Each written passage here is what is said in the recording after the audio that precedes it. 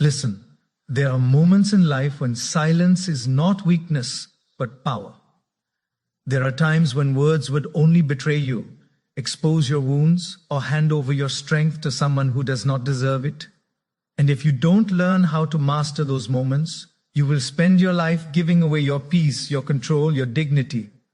You know this already. You've spoken out of anger and regretted it.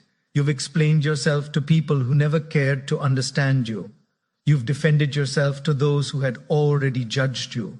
And every time you did, you felt smaller, emptier, weaker. Silence is not the absence of words.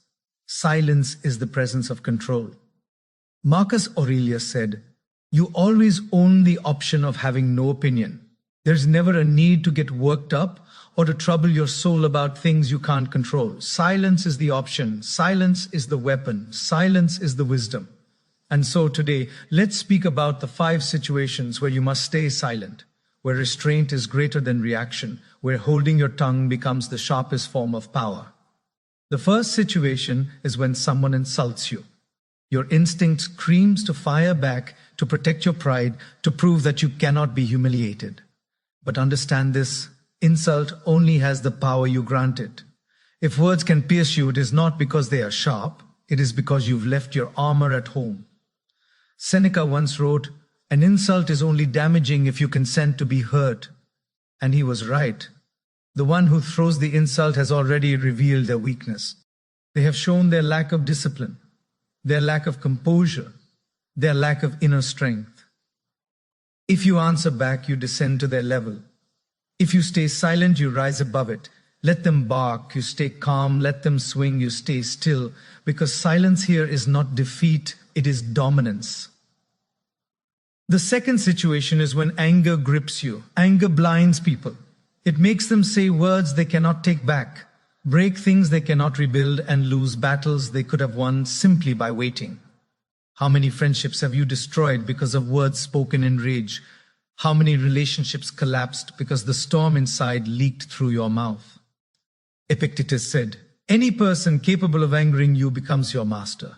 When you speak in anger, you surrender your mastery. You become a slave to the moment. So in anger, do not speak. Stay silent. Breathe. Let the fire burn itself out before it burns down your life. The one who can sit inside their anger and let it pass without a word is the one who cannot be broken." The third situation is when explaining yourself to people who will never understand you. You've tried it before. You've sat across from people who had already judged you, who had already decided what you are. And you tried to explain, you pleaded, you clarified. You repeated yourself again and again, hoping they would finally see. But they never did because they never wanted to.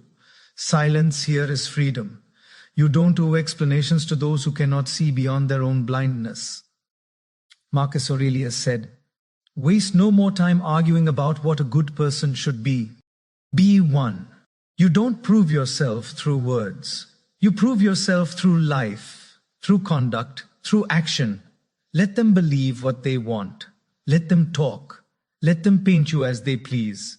You remain silent because silence here is self-respect. The fourth situation is when gossip surrounds you. It's tempting to join in, to add fuel to the fire, to defend yourself when whispers spread your name in places you cannot reach. But gossip is a storm that feeds on reaction.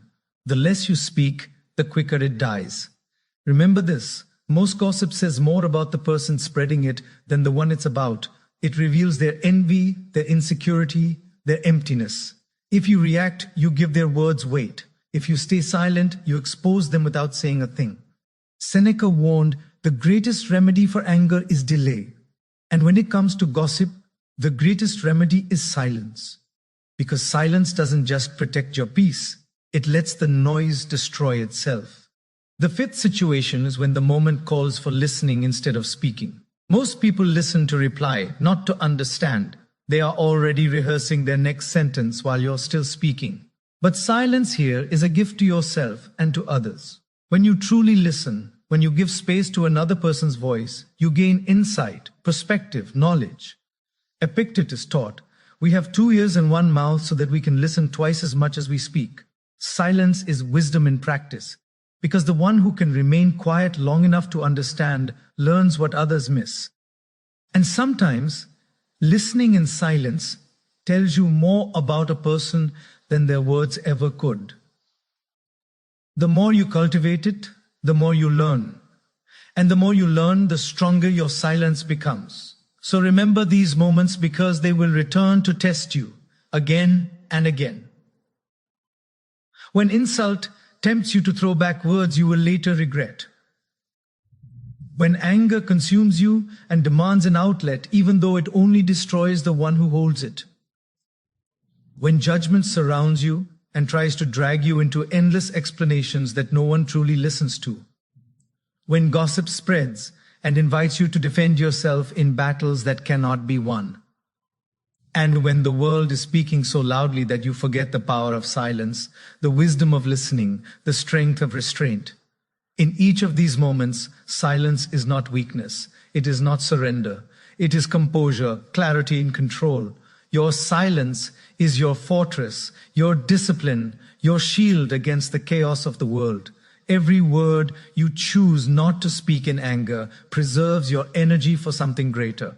Every argument you refuse to enter keeps your dignity intact. Every rumor you do not chase allows the truth to reveal itself without your interference. And every moment you choose to listen rather than react expands your wisdom, making you stronger in ways words never could. Silence is not emptiness. It is space. Space for thought, for reflection, for the truth to rise on its own. The world is already drowning in noise, in voices desperate to be heard. What it needs are not more words, but deeper ones. Words born from silence, spoken rarely but carrying weight. So let silence become your strength. Protect it and trust it until it shapes you into someone steady, unshaken, and untouchable. If these words reached you, reflect on them in silence. And when you're ready, share your thoughts below. If you want more wisdom like this, subscribe. Not for noise, but for clarity, not for distraction, but for truth. Stay silent when silence is power. Let your life speak louder than anything you could ever say.